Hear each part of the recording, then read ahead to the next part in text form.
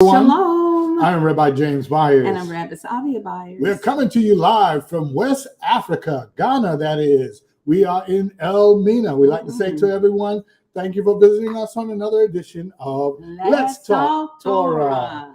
So we invite you to open up your scriptures. And as usual, we are excited to be sharing the Torah with you. And we thank you for walking along with us as we go through the scriptures. And I tell you what, it's been an awesome journey. Of late, we've been doing some images from different locations. So we have added on location. So pretty much that means we would visit different places and take some images as we share the Torah. And we had some wonderful visitors with us from the States. McCormick's, Mora. So we haven't been able to do it as normal. Right. But basically, we have been getting some of the teachings out from the different locations. And as we hit the different locations, we will include that into our teaching. Absolutely. So we are this evening going to Numbers chapter 16 through Numbers Bindabar chapter 18. So if you will grab your scripture, your whatever your resource may be, whether it's your telephone or hardcover, whichever it is, computer, let's open up to Numbers chapter 16, and we shall begin. Yes. Verse 1. Okay. And Korah, son of Yesai, son of Kohath, son of Levi, took both Dathan and Abiram, the sons of Eliab, and On, son of Peleth, son of Reuben. And they rose up before Moshe with some of the children of Israel, 250 leaders of the congregation, called ones of the meetings, men of name. And they assembled against Moshe and against Aharon, and said to them, enough of you, for all the congregation is set apart, all of them, and Yahweh is in their midst.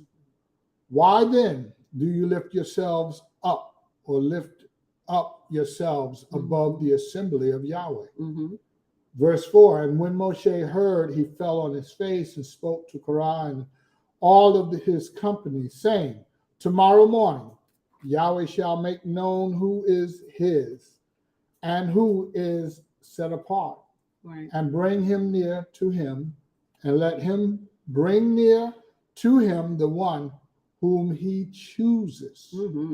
Do this, take fire holders, Korah, and all your company, and put fire in them and put incense in them before Yahweh tomorrow. And it shall be that the one whom Yahweh chooses is set apart one. Enough of you, sons of Levi. And Moshe said to Korah, hear now, you sons of Levi, is it little to you that Elohim of Yisrael has separated you from the congregation of Yisrael to bring you near to himself, to perform the service of the dwelling place of Yahweh, and to stand before the congregation to serve them? Verse 10. And that he brought you near to himself, you and all your brothers, the sons of Levi, with you, yet you seek the priesthood as well.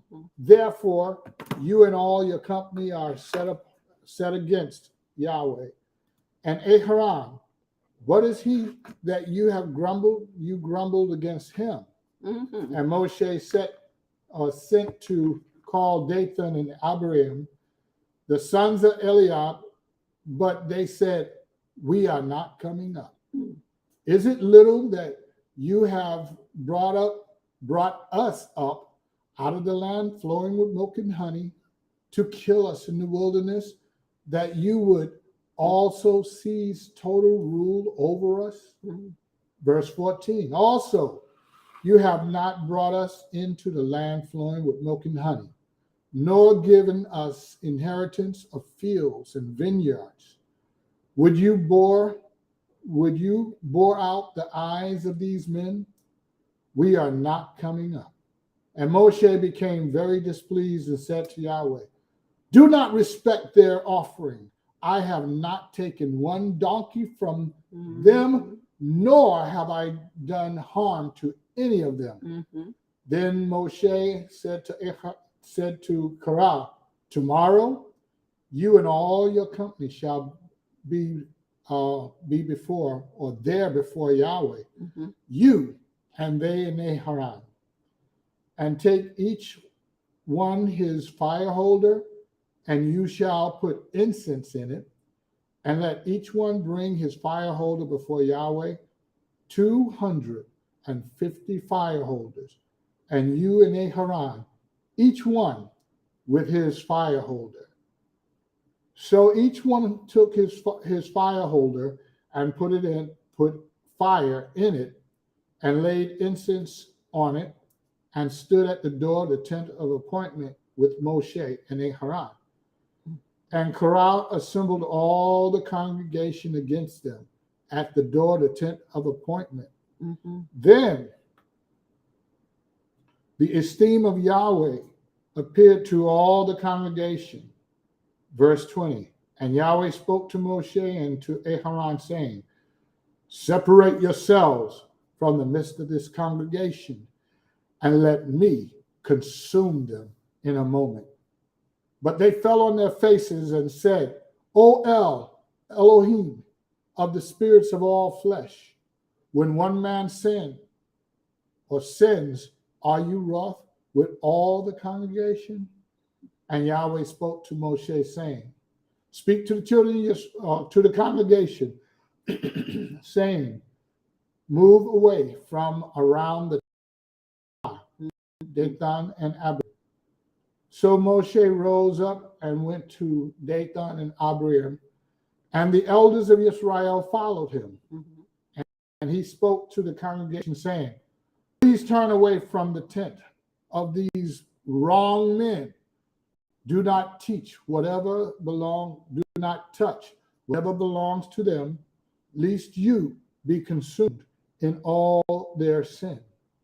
Then they moved away from around the tents of Korah, Dathan and Abiram, and Dathan and Abiram came out and stood at the door of the tent of their tents, and with their wives, and their sons and their little ones. 28, you want to pick up there? And Moshe said, by this you know that Yahweh has sent me to do all these works, that they are not from my own heart. If these die, as all men do, or if they are visited, as all men are visited, then Yahweh has not sent me. But if Yahweh creates what is unheard of, and the earth opens its mouth and swallows them up with all that belongs to them, and go down alive into Sheol, then you shall know that these men have scorned Yahweh. And it came to be, as he ended speaking all these words, that the ground under them split apart, and the earth opened its mouth and swallowed them up with their household, and all the men with Korah, with all their goods. So they and all those with them went down alive into Sheol, and the earth closed over them, and they perished from the midst of the assembly. And all Israel who were around about them fled at their cry, for they said, lest the earth swallow us up. And a fire came out from Yahweh and consumed the 250 men who were offering incense. And Yahweh spoke to Moshe, saying, say to Eleazar, son of Aharon, the priest, to pick up the fire holders out of the blaze, for they are set apart, and scatter the fire some distance away. And the fire holders of these men who sinned against their own lives, let them be made into beaten plates as a covering for the slaughter place, because they brought them before Yahweh.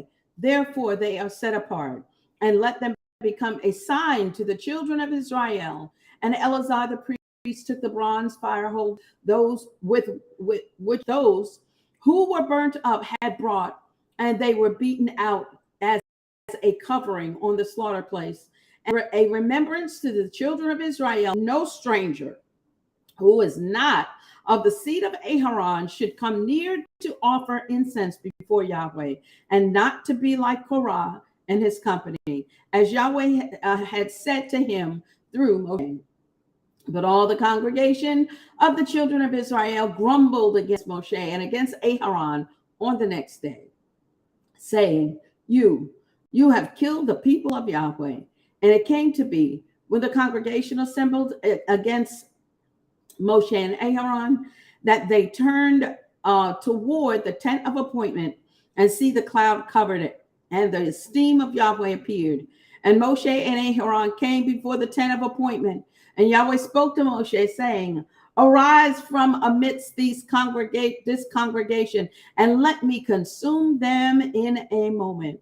And they fell on their faces. So Moshe said to Aharon, Take the fire holder and put fire in it from the slaughter place, and lay incense on it. Go, hurry to the congregation and make atonement for them. For wrath has gone out from Yahweh. The plague has begun. And Aharon took it as Moshe commanded, and ran into the midst of the assembly, and saw that the plague had begun among the people. And he laid on the incense and made atonement for the people, and stood between the dead and the living, and the plague was stopped. And those who died in the plague were 14,700, besides those who died on account of Korah.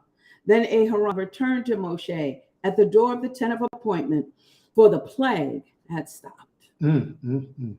Wow. This really sounds like today.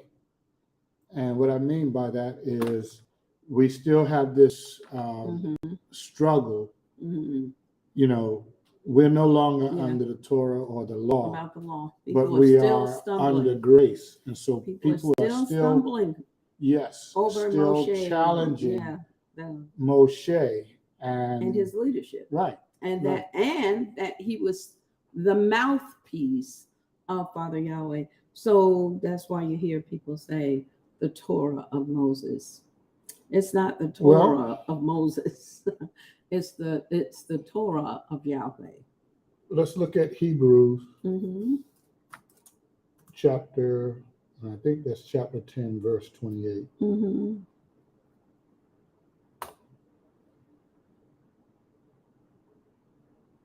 And you go down to verse 28.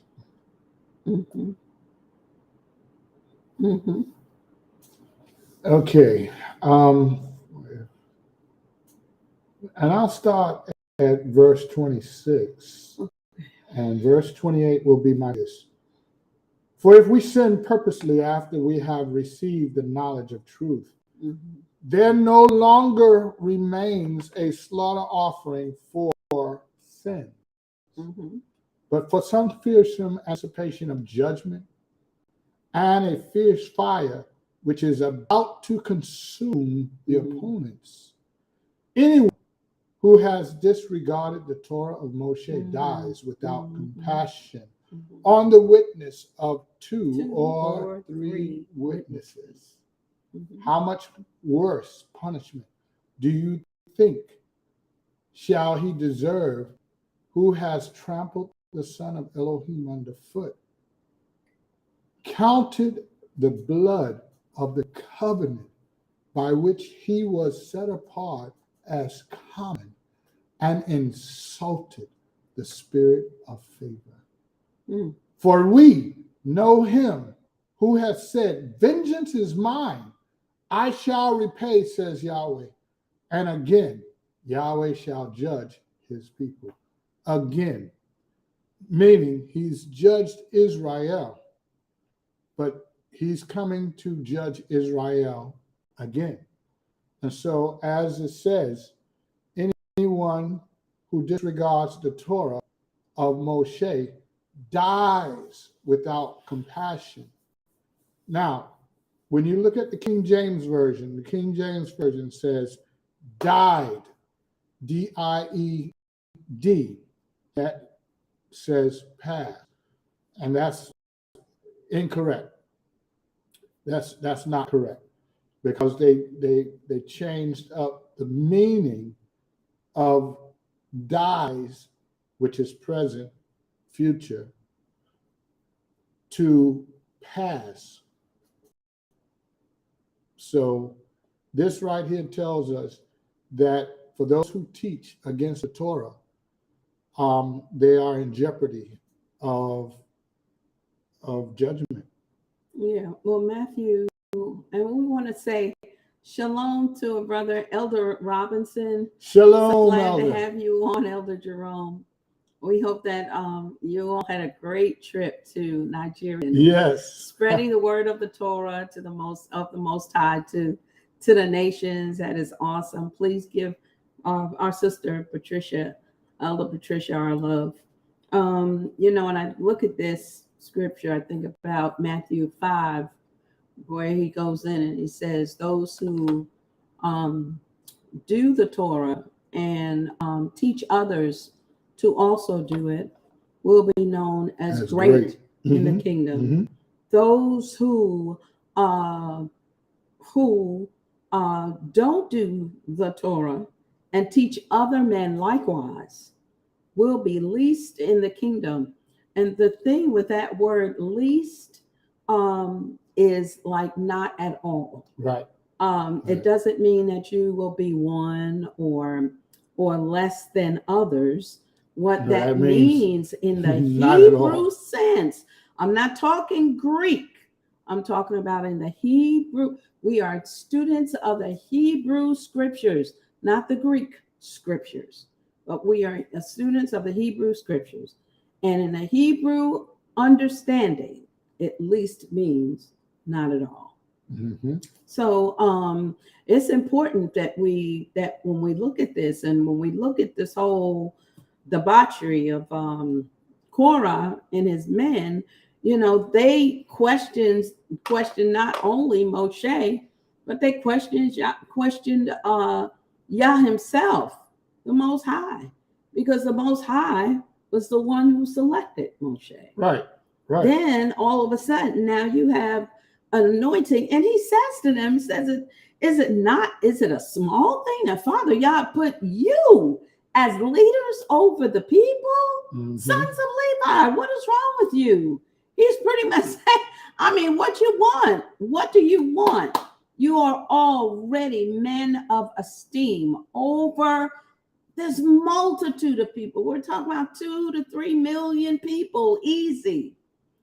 And here they are now still standing in their rebellion against the mouth of Elohim. But men still do that today. Mm-hmm. Where people want to say, this one is not anointed. That one can't be anointed. And everyone can't be a teacher. You aren't being spoken. Y'all is not speaking through you. They're always jockeying for who gets the best seat. Yeah. And so verse 5, mm-hmm. Numbers 16, verse 5 says, and Moshe speaking, he spoke to Korah and all his company, saying, tomorrow morning, we will go before Yahweh to see who he chooses. Hallelujah. And he gave them instructions on what to bring, their incense. That's right. And we will see on tomorrow who Yahweh chooses to speak to. And so we know right here is a bit of confusion, but what's coming out, Yahweh is actually bringing something out about the priesthood. And to just read this, you don't get the total understanding of what Yahweh is actually bringing out. And what he's bringing out, Moshe asked a question in that should be a question to people today. When he says, is it not enough that you have been chosen as priests, but you also want the priesthood. So yes, they are from the loins of Korah or Levi. So therefore, they are born Levitical priests. That's right. But then there's another priesthood among them that they're not privy to. And so there is where Moshe is pretty much pointing towards. Let's see. Yeah, verse 7 says, enough of you sons of Levi. So right there, you can see that they are chosen. The sons of Levi. Right. So all the Levites are from Kohen, the bloodline of Kohen, and Jochebed. Yes. Levi, they're from Levi and Jochebed. Right. Yeah. A man from the house of Levi married a daughter of Levi. And that's what we're talking about. Right. That the bloodline is all from Levi. Right. But the Kohanim come from Levi. But the Kohanim are those who are set apart as the high priest. Right. They would be your lineage of high priest. But now your high priest come through the lineage of Aaron. Right. So He's making that distinction right there. Yes. We have to make sure that comes out a bit, because there is 3 levels of priesthood, and only the priests of Aaron get to see the furnishings, package them, and others will work for them to carry them. And also to present them in to the holies of holies. Right. Yeah. Right. No one else does that. Right. That's the Kohanim. All the rest are helpers to help the Kohanim do what it is they need to do. Now, like I said, there's 3 areas. There's your Levites, then there's your firstborn, and then there's the Levi or the priesthood of Aaron. So Kohen. There is Levite, but before the Levites, there was firstborn. And you'll know this as soon as I say it. The firstborn coming through the character of Melchizedek.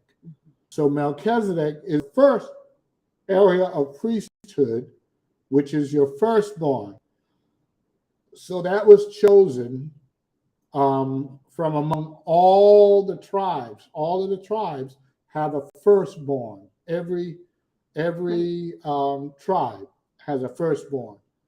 Then you have the Levites, who are not from the bloodline of Aaron, who are also priesthood. But then you have the bloodline of Aaron, who are all, not only are they Levitical priests, but they are also the priests that get to work especially with the furnishings of the high priest. Right. Yeah. They're not only the high priests are chosen from among them, but they also get to do all of the manual labor for the furnishings. Anyone that is not from the bloodline of Aaron cannot touch or even put their eyes on it. Right. Oh, we got it. All right. Thank you, Elder. So that's thing that is coming out that Moshe is saying when he says, "Hear now, you sons of Levi." Verse 9, is it little that you, the Elohim of Israel, has separated you from the congregation of Israel to bring you near to himself, to perform the service of the dwelling place of Yahweh, and to stand before the congregation to serve them? Mm-hmm. So right here, we see there's a chill between even all of the priesthood. Right. But Right. if you don't recognize that there's three different parts of the priesthood, Levi. Mm-hmm. then Right. well, the Levites and the firstborns, because Right. every firstborn is among the Levites, but not every Levite is is among among the firstborn. Exactly. So there's a blood Levi, Right. and then there's a firstborn inheritance Levi. Right. Yeah. So Exactly. that's where Mhm. Moshe is really bringing something out through Yahweh. And Korah is these men are part of the group that is a special group to help be the leadership of the house of Israel. So he's looking at them and like saying, you know, what are you doing? What more do you want? Father has placed you in a position of esteem in the house of Israel. So what more do you want? So they apparently wanted to be, because the words that he said was, you're not the only one who Father Yahweh speaks through. Right. We know that Father's always had the prophetic anointing on people's lives. And so as he was saying this, it's almost like he thinks he's telling Moshe something. Moshe is the leader of this camp that everybody is following. But there, you know, there's always that group that feels like they know more and they should be in charge. And that you were the one that put yourself in charge when Moshe was not the one who put himself in charge, but it was the Most High who placed him there. So it's important to see that these men were trying to elevate themselves in a place where Father Yah had not elevated them. There's clearly Father was not confused about who he selected, because when we were just in the Torah portion of last week, we know that Miriam was struck with leprosy.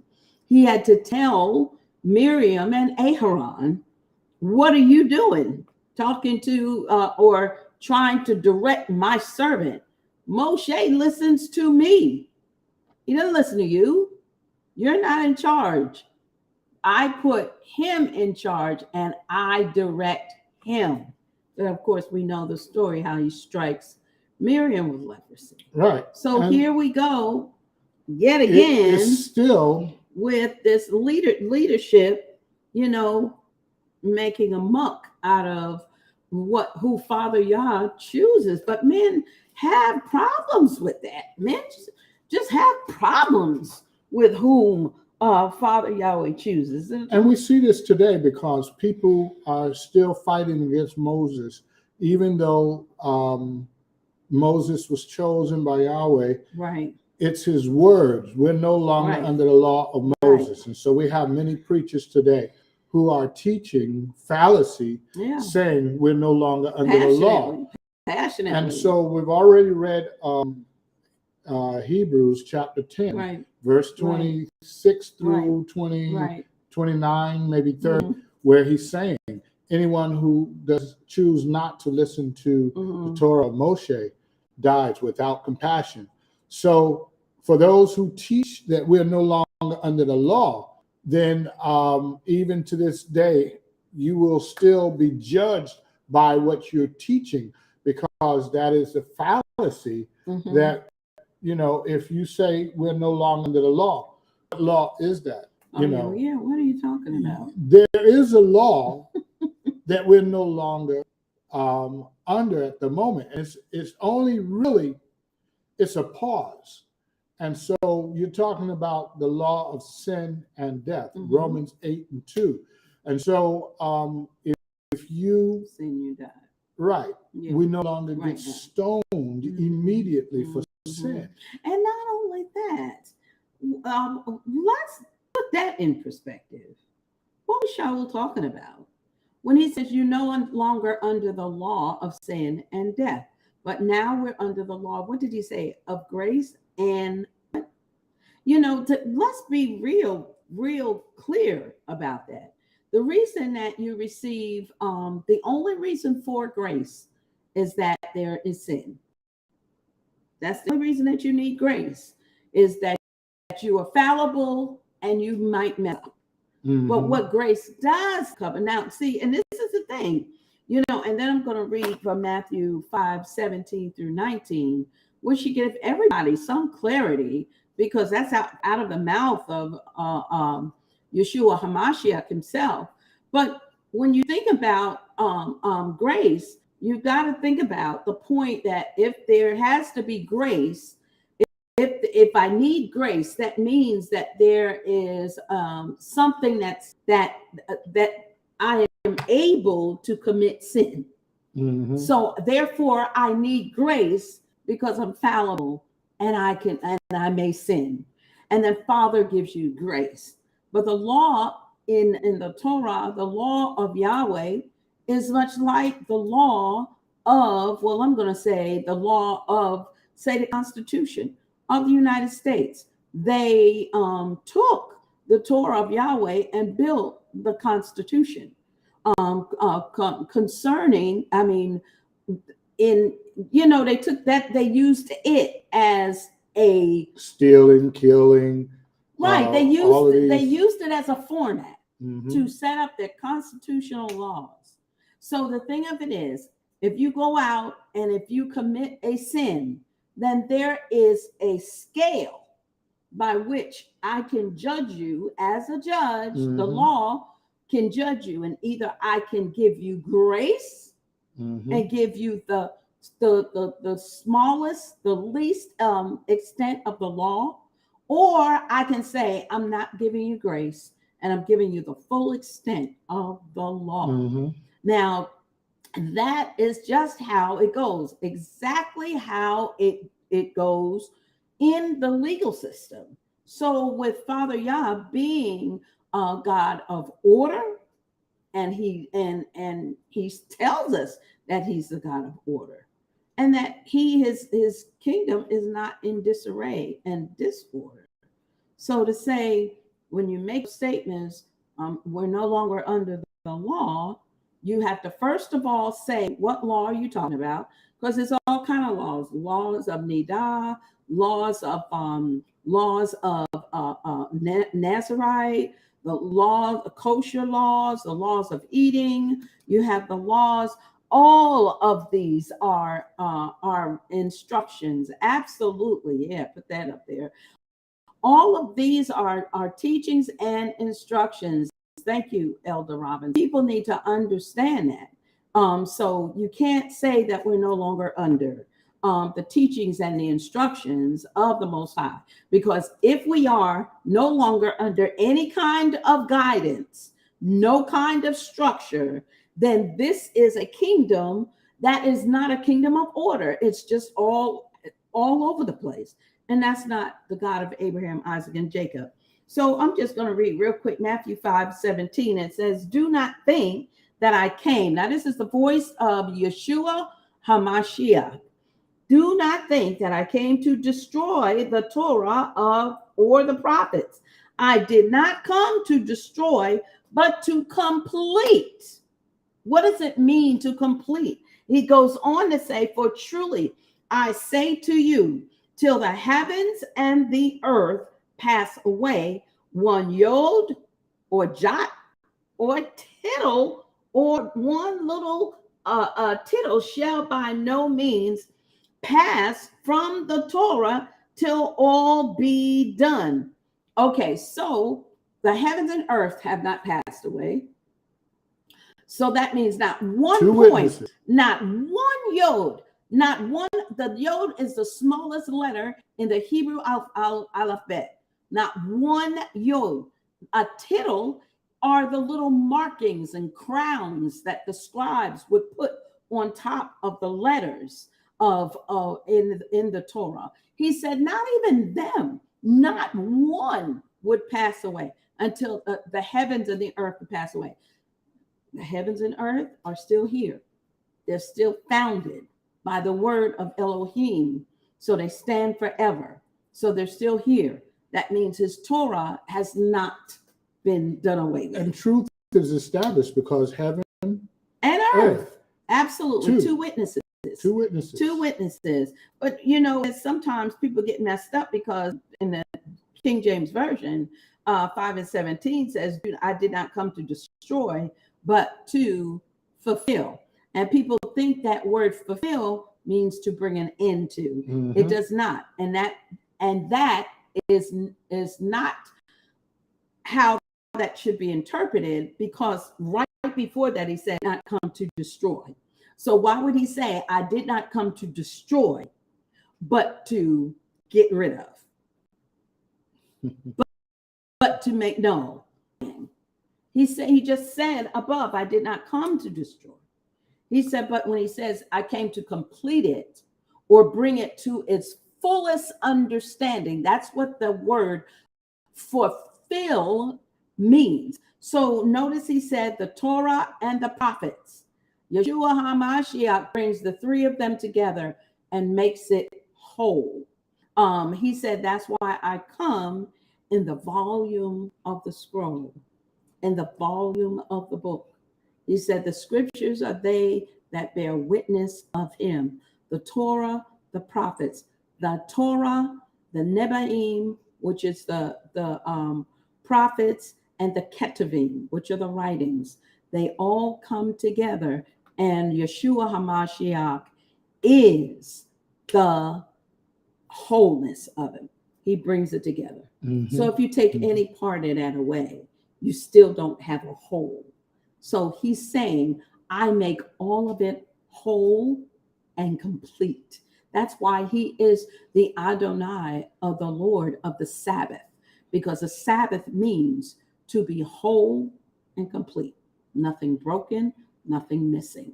So in the Torah, prophets, writings, Yeshua HaMashiach, it's all whole and complete. So let's rest right there. Let's look at the outcome of this little tug of war as to who's going to lead. Mm-hmm. Verse 28. So we're looking at Numbers chapter 16, verse 28. Mm-hmm. And Moshe is speaking. By this you know that Yahweh has sent me to do all these works, mm-hmm. that they are not from my own heart. Now, this is what many people say. This is the law of Moses. And mm-hmm. right here in verse 28, he's saying, this is not from me. Uh-huh. I was sent to do this work, mm-hmm. and it is not from my own heart. Verse 29. Mm-hmm. If these die, as all men do die, or if they are visited as all men are visited, mm-hmm. then Yahweh has not sent me. Has not sent me. But mm-hmm. if Yahweh creates what is unheard of, mm-hmm. and the earth opens its mouth and swallows them up with all that belongs to them, mm-hmm. and they go down alive into Sheol, then you shall know that these men have scorned Yahweh. Right. He didn't even use himself right there. Exactly. He's saying you're scorning Yahweh because Yahweh is the one who set me in this position. Right. And for you to rebel against me, you're not rebelling against me. And I say that for today as well. Right. If we reject the law of Moses, are you really rejecting the law of Moses when he's clearly not the author of the Torah? And are you rebelling? This word is to you. You're not rebelling against Moshe. You're rebelling against the Most High. Exactly. Because he's the one who he is the one who is the author. So it's just like when you have a book. If it's an autobiography, what does that mean? That means that the person wrote it themselves, about themselves. But if it's a biography, mm-hmm. that means someone else penned it and wrote it of someone else. Right. Right here, this is Father Yahweh saying, these words are mine. Speak to the children of Israel, mm-hmm. and tell them how does that become Moses' word? Mm-hmm. And see, this is the problem, that you continue, as long as you continue to stumble over the words of Yahweh through the mouth of Moshe, you're going to continue to walk in darkness. And your understanding of the scriptures is always going to be small, because you're going to miss an entire scope and range of the teachings and the instructions of the Most High. That's the instructional part of the book. Who goes to a college class or in any class Mm-hmm. and the teacher starts at the back of the book? Right. That's right. ridiculous. You've lost all your formulas, all your directions, everything that you need to know up front is there in the front of the book. So that's where we should start. I challenge you, go back to the front of the book and begin reading from there.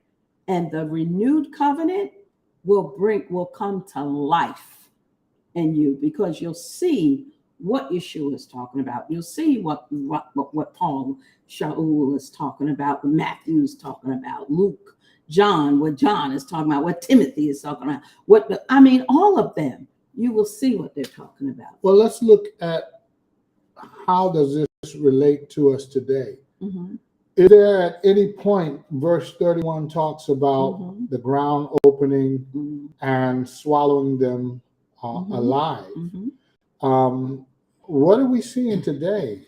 Is there anywhere in the news where we are hearing anything about? They call it today natural disasters. Right, but when the ground opens, they call it something. No. We've been seismic activity. We've been having these holes open up. Oh, the sinkholes. Sinkholes, thank you. That's what I'm talking about. Sinkholes. But are they any different than what Korah saw? I mean, Korah, the ground opened up under him, the 250 men. Right. Yahweh said, don't even be around anything that belongs to them, because I'm taking them down along with all of their, possessions and whoever's standing with them. Right. So we know that Korah, and whatever they had, possession they had, as the ground up, swallowed them alive. And so today, we're seeing houses, we're seeing all kinds of things take place. So, they don't play this too much on the news anymore. But whether it's still happening or not, it's still a part of today's events. And so we should take into consideration, is Yahweh trying to warn us? And I do believe, as we go back to the Torah and we are reminded of what happened in the past, this is a warning to us, what is happening, to warn us of the fire that is coming. Right. So it's the fire that's on the way. But the scripture already tells us they're not going to know. People are not going to know. So therefore, we have no alarm far as churches are concerned. They're talking about, yes, Jesus is coming. He's soon to come. And there's some prophets someday that are screaming and yelling right at the top of their long voices, say, "Hey guys, get it together! Get it together! You should put it for real." Even with them screaming, they're not doing what they need to do, because what Yahweh says about that is, these people love me with their lips, but their hearts are far from me. But I'm not talking about people who are not keeping the Torah. There's some that's keeping the Torah. They're prophets that are screaming and saying, "Hey, wake up." But you have it on both sides. You have it coming from Christianity. They see something, but they don't know what they see. You have those who are from the Hebrew move, and, on both sides, you get, I don't have to do that type of thing. We have some Hebrew brothers who will reject the Torah and say that's, old, antiquated. We're just going to do the New Testament. Then we have others who say we don't have to do the New Testament, because that's been tampered with. So we're just going to stick with the Torah. And so instead of taking the whole book as instructions, we're choosing up sides and saying, this is correct. That's not correct. And not when Jeremiah was told to eat the scroll, he said, eat the whole scroll. And it became bitter in, who was that, Daniel? It became bitter. And so today, we have to take the whole scroll, the whole Torah, and let's see. Trying to see if there's anything else we need to hit before we go on to the next chapter. All right, verse 40,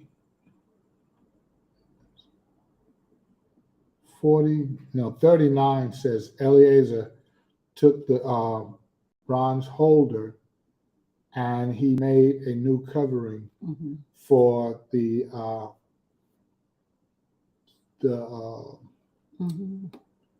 where Moshe would sit and talk to Yahweh, the covering for the ark, Right. the ark.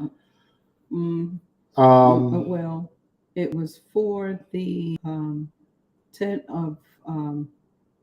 Well, it's for the seat. It was the covering for the slaughter place. Verse 39. And Eleazar the priest took the bronze fire holder. Now this is what's left over after they were killed off. Right. Which those who were burned up he had brought, and they beat them as a covering on the slaughter place, a remembrance to the children of Israel that no stranger who is not of the seed of Aaron should come near to offer incense before Yahweh, and not be like Korah and his company, as Yahweh had said to him to Moshe. So in other words, right here is the most profound reminder that if you are not of the bloodline of Aaron, you don't get to come before Yahweh to bring his sacrifices or that which comes to him.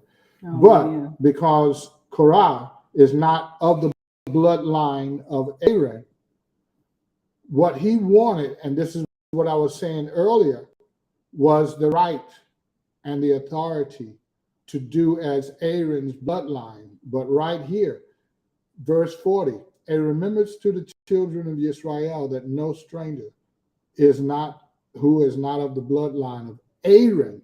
So he's making a distinction. Yes, Aaron is of the bloodline of Levi, but he is also making a distinction from the other Levitical priest, that only through his bloodline can you bring the sacrifice or deal with the furnishings as Aaron's bloodline.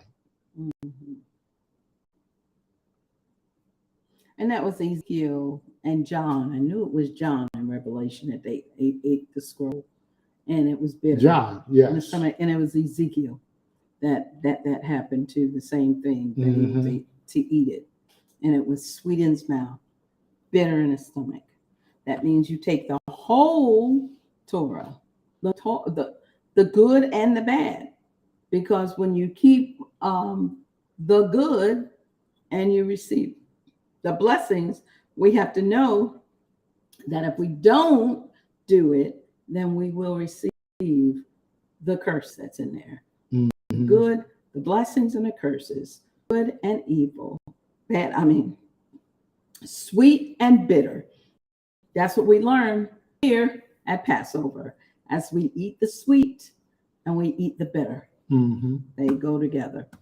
That's the whole let's see what Elder is saying here. Yes, Correction I put that is. up. Mm-hmm. Oh, okay. Mm-hmm. Mm-hmm. Oh, you put it up already? Mm-hmm. Yeah, Okay. I did while you were. Correction is essential part of discipline, especially when it comes from the knowledge and the word of the Father. Proverbs 12:1 sums it up in a nutshell. So, yes. Yeah. All right, so let's see. Is there anything else? I think that was it for that. As they were taken into Sheol, then we know they later, interesting that the congregation, then the backlash came again on Moshe and Aharon. And there was Moshe and Aharon still having to go to bat for these people. Father Yah is like, move out the way. Let me just disintegrate all of them. Let me just wipe them all out, because ain't nothing but no good. Nothing about them is good. Just throw it all away. And Moshe and Aaron still had to go and plead to Father Yahweh. And looking at their plea to Father Yahweh, they had to offer incense as Aaron ran in the midst of the assembly, because Yahweh was killing off not only Korah and his 250, they were already gone. But yes, they were already gone. And for those who stood, because Korah, he kind of rallied the people with him to stand and look. And a lot of the people were probably just, bystanders. But they started dropping like flies. 14,700. Yeah, now that was after Korah. It opened up. Right. Killed Korah, and they came back the next day. And they were complaining. And grumbling, it says in 41. But they were grumbling the next day. Grumbling against Moshe. Right. Still. It seems like they didn't learn the lesson of Korah. And so, two is a witness. Korah and his people, now Israel, they're grumbling against Moshe, saying, because of you. And so Yahweh have taken out 14,700. So let's kind of add that up and see what that looks like. 14,000, that's 1 plus 4. So let's look at that as 5. Plus 700. So 7 plus 0, 0. That's still 12. So we still have the 12 tribes in there. He's judging the 12 tribes. And same way, he's going to judge the nations. He's going to judge the tribes as well. And for everyone who goes against the Torah of Moshe or the Torah of Yahweh, you will be judged in likewise manner. Absolutely. I think that part, that's it. Let's go on to 17. 17. And Yahweh spoke to Moshe, saying, speak to the children of Israel and take from them a rod from each father's house, all their leaders according to their father's houses. 12 rods. Write each one's name on its rod, and write Aharon's name on the rod of Levi. For there is one rod for the head of each father's house. You shall then place them in the tent of appointment before the witness, where I meet with you. And it shall be that the rod of the man whom I choose buds, and I shall rid myself of the grumblings of the children of Israel, which they grumble against you.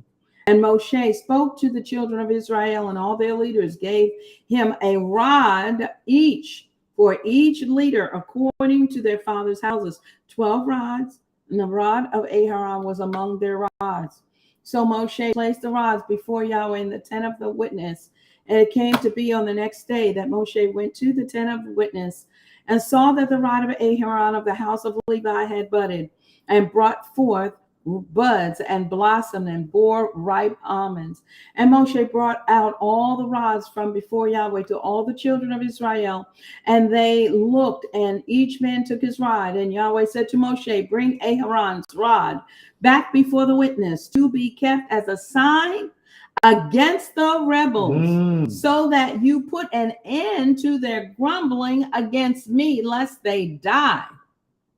And Moshe did as Yahweh had commanded him, so he did. And the children of Israel spoke to Moshe, saying, see that we shall die, we shall perish, we shall all perish. And anyone who comes near the dwelling place of Yahweh dies. Shall we be consumed to die? So this is the same thing concerning even this day, according to Hebrews chapter 10. As we already read, we don't have to go back there. But if you missed it, Hebrews chapter 10, start at verse 26, read on down to about verse 30, and you will see that anyone, now if you're reading King James, then you might miss the point, because what it's saying is anyone who goes against the Torah of Moshe dies, D-I-E-S, without compassion, on the witness of two or three, on the witness of two, I'm sorry, which is, remember what Moshe said,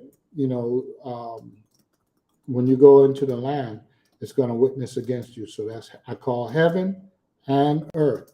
And so here we are today. Heaven and earth shall witness against us if we do not keep the law or the Torah of the scriptures. And for us to believe that the Torah is no longer valid, you have been deceived. This right here, you might as well say the book of Hebrews is testifying to this. Because what we can expect when Yeshua returns is right here. We are reading about it. When they against him, even on the next day, they grumbled against him. And Yahweh is saying, look, let me choose from among you whom that's right. I will choose. Right. And this time Yahweh gives Moshe the terms, whereas on the previous day, Moshe gave the terms. Yes, that's right. That's right. And so now it's very clear that I choose you, Moshe. There you go. Now, on the next day, verse 8, Moshe went into the tent of witness and saw the rod of Aaron, and the house of Levi had budded. So anyone else, the other 11 did not bud. Did not bud. And so I can tell you right now, that's the way it's going to be. Absolutely. With all of the preachers, pastors, bishops, all of that. You go against Yahweh, he still will choose Moshe over you. Absolutely. He's going to choose. And Aharon, because here now Aharon represents that priest. Right. That priesthood. And his rod represents the correction. Just like, correction of the Most High. That is what the scripture is good. It says all scripture. What is that? 1 Timothy or 2 Timothy 3:16. It says all scripture is breathed by Elohim and profitable for what? Reproof, correction. There we go. Reproof and correction. The Torah is a measuring tool for sin. That's why Shaul says, I didn't know what sin was except for through and by the Torah. The Torah is not your enemy. Exactly. The Torah, you won't know how to define sin outside of the Torah. Oh my goodness. It's a measuring tool.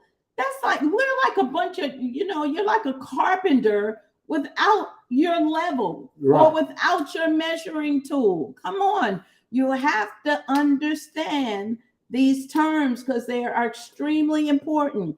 And we need to put the Torah, that's the reason for this teaching, is to put the Torah back in standing in the light where it belongs, right, amongst the house of Israel. If you call yourself of Father Abraham, I am the seed of a Father Abraham, then the Torah, we are trying to put the Torah in light for you. It is a measuring tool for sin. You throw your measuring tool away. And that's what, this is how we know that those are words from the enemy. We're no longer under the law. And come on. What do you mean? You're no longer, okay. So you're not of the house of Israel.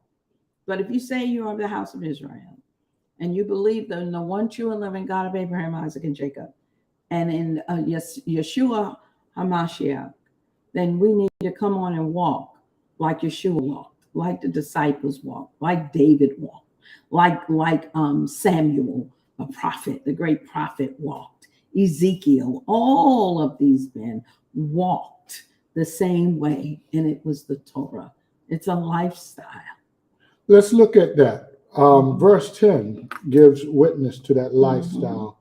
Verse 10 says, so Numbers 17, verse 10, Yahweh said to Moshe, bring Aaron's rod back before the witness to be kept as a sign against the rebels, so that you put an end to their grumbling against me, lest they die. So if the rod is kept, who removed the rod so that it is no longer part of the sign of rebellion? So this right here tells us that the rod is a sign. Matter of fact, and I'm going to go forward a little bit, where the rod is used to strike the rock. So let's talk about that. Y'all are familiar with this point I'm bringing up, which is, remember when Moshe and Aaron are before the people and they want something to drink. They want water. And Moshe said, shall we bring water from this rock? You rebels. So he called them rebels. He was angry with them, and he did something he wasn't supposed to do. And what he did was he struck the rock not once, but twice. And what did he strike the rock with? A rod. And this rod was a sign of rebellion. And so when he used it, now whether he used Aaron's rod or his rod, the point is that the rod at this moment is representing rebellion. And for those who were grumbling, he was saying, look, you saw all of the signs and wonders. Why don't you trust him to bring us water? Why don't you trust him to bring us food? And you are the same people who've seen all of this. But what that was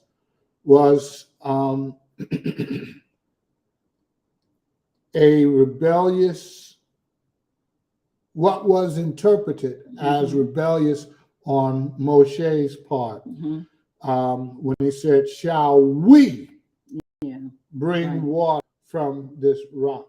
And he was told to speak to the rock. And so did he rebel against Yahweh? Or was he caught up in the moment?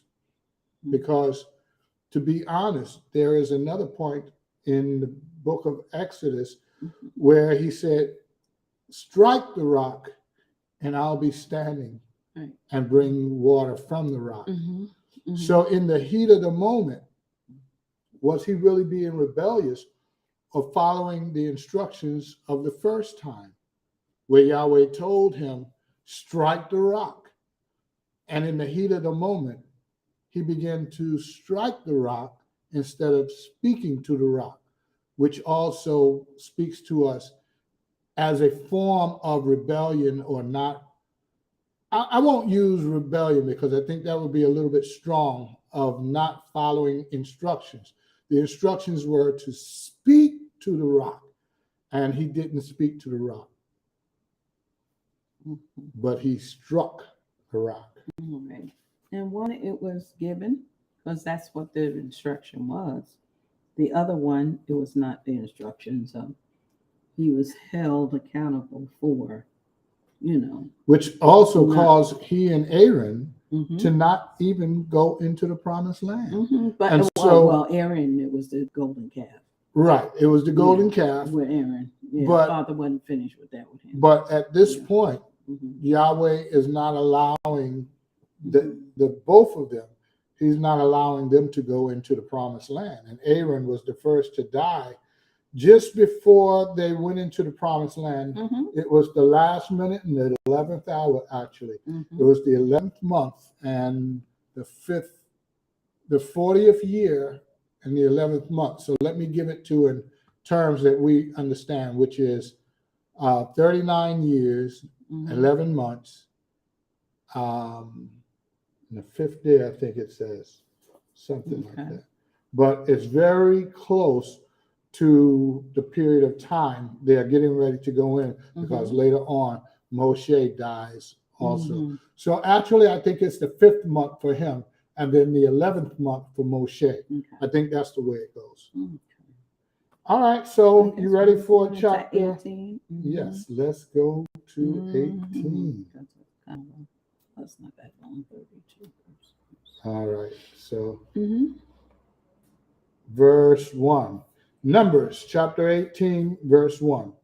And Yahweh said to Aaron, you and your sons and your father's house your father's house with you are to bear the crookedness against the set apart place. You and your sons with you are to bear the crookedness against the priesthood.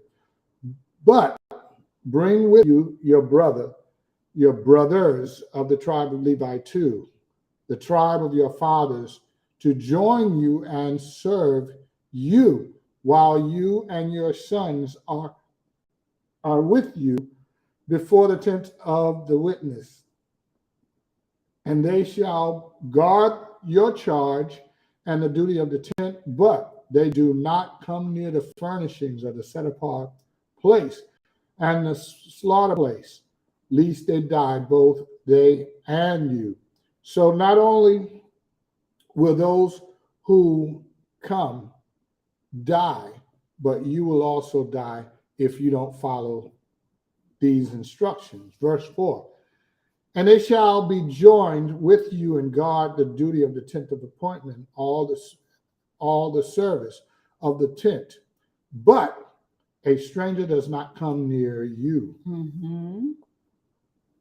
Verse 5. And you shall guard the duty of the set apart place and the duty of the set up or the slaughter place, so that there be no more wrath on the children of Israel. And see, I myself have taken you, or taken your brothers, the Levites, from among the children of Israel. So there's all Israel who have Levitical seed also, which really, your firstborn, that's what it relates to. A gift to you, given by Yahweh to do the service of the tent of appointment, but you and your sons with you are to guard the priesthood for all matters at the slaughter place and behind the veil, and you shall serve. And I have given you the priesthood as a gift for service. But the stranger who comes near is put to death. So not only the stranger, but any other priest other than your bloodline. Right. Verse 8, and Yahweh spoke to Aaron, and see, I myself have also given the charge of my contributions and all the set apart gifts of the children of Israel I have given them to you for the anointing and to your sons as a law forever. So if this is not true, since there's no longer a temple, understand our bodies are the temple, but he said, because he said a law forever, it wasn't hinged upon the temple. It says a law forever. So continue. Verse 9. Mm-hmm. This is yours of the most set apart gifts from the fire, all of their offerings, all of their grain offerings, all of their sin offerings, and all their guilt offerings, which they render to me, are most set apart for you and your sons. So that's where it goes from Aaron on down. Right. Eat it in the most set apart place. Every male eats it. It is set apart to you. This also is yours, the contribution of their gift, with all the wave offering of the children of Israel. I have given them to you and your sons and your daughters with you as a law forever.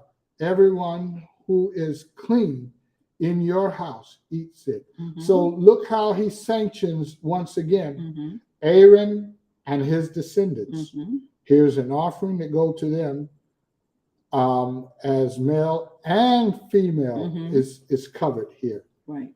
Verse 12, all the best of the oil, all the best of the new wine, the grain, the first fruit, which they give to Yahweh, I have given to them, to you. The first fruit of all that is in their land, which they bring to Yahweh, are yours. Everyone who is clean in your house eats it. All that is dedicated in Israel is yours. Everyone opening a womb of all flesh, so that's whether man or beast, which they bring to Yahweh, whether man or beast, there it is yours. But to ransom, you shall ransom the firstborn of man, and the firstborn of the unclean beast you ransom. So right there is a major law of ransom. We can't get away from that. Verse 16, and ransom their ransomed ones when one new moon old, according to your valuation, 5 shekels of silver, according to the shekel of the set apart place, which is 20 gerahs. But the firstborn of a cow, the firstborn of a sheep, the firstborn of a goat, you do not ransom. Why? Because they are clean. They are set apart. Sprinkle their blood on the slaughter place and burn their fat as an offering made by fire for a sweet fragrance to Yahweh. And their flesh is yours. As the wave breast and as the right thigh, it is yours. So I want you to remember this. Later on, we'll get to that, not in this evening. But Moshe and Aaron get into a small bit of a disagreement because they didn't eat something that was offered to Yahweh. And when he came in, he said, why didn't you eat this? I was looking for the burnt offering.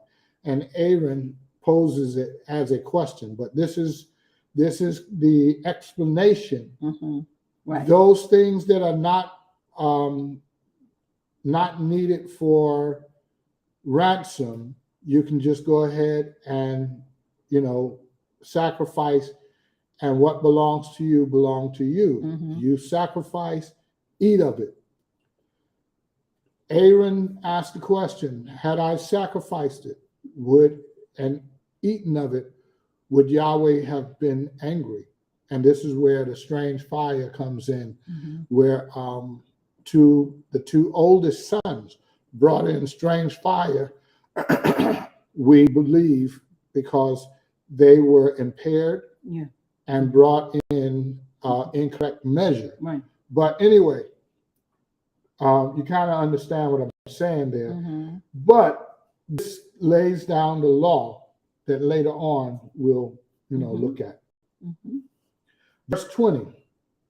Yahweh said to Aharon, you are not to have an inheritance in their land, nor have any portion in their midst. I am your portion and your inheritance among the children of Israel.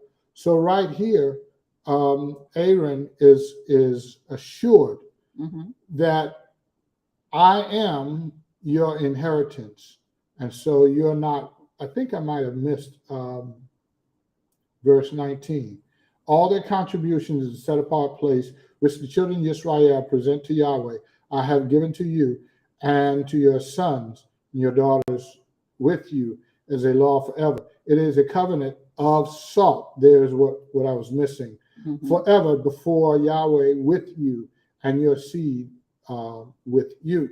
So this covenant of salt is the inheritance of Israel. And he's explaining in verse 20, you are not going to get inheritance of land, but greater than that, I am your inheritance. Oh, yeah. So that's major. Do you want to go ahead and take the rest of that? So 21 on. Okay, and see, I've given the children of Levi all the tithes of Israel as an inheritance in return for the service which they are serving in the service of the tent of appointment. And let the children of Israel no more come near the tent of appointment, lest they bear sin and die. Because the Levites shall do the service of the tent of appointment, so they themselves bear their crookedness, a law forever throughout your generations, that among the children of Israel they are to have no inheritance. But the tithes of the children of Israel, which they present as a contribution to Yahweh, I have given to the Levites as an inheritance. That is why I have said to them, among the children of Israel, they have no inheritance. And Yahweh spoke to Moshe, saying, speak to the Levites and say to them, when you take from the children of Israel the tithes, which I have given you from them as your inheritance, then you shall present a contribution of it to Yahweh, a tenth of the tithe.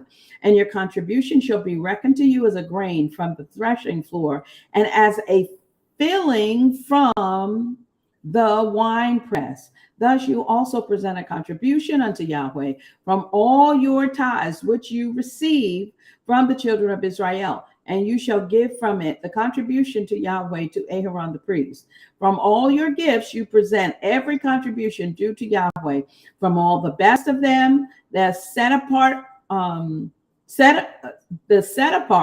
part of them.